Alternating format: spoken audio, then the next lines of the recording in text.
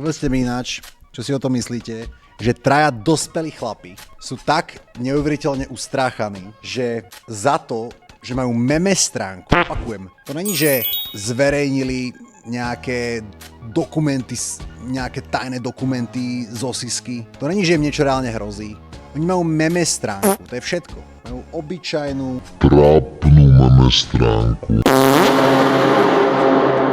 A za to, že majú meme stránku, chodia na verejnosť s vreciami na hlavách. S vreciami na hlavách. Za to, že majú meme stránku, sa takto strašne o seba boja, že chodia na Slovensku na verejnosť s vreciami na hlavách. Čo ste vy za ľudí? Ako sa môžeš pozerať do zrkadla s tým, že ja som chlap, ktorý za to, že hovorí svoj názor, sa bojí ukázať svoju tvár na verejnosti a dá si na hlavu vrece? Teraz prehováram k tým ženám. Vás priťahujú vaši muži, ktorí sa boja stáť si za tým, čo sú a musia chodiť s vrecom na hlave? Vás priťahujú títo muži? To vám príde chlapské? Hanbol by som sa byť takýto človek. Gadže mi neprejú, lebo mám love.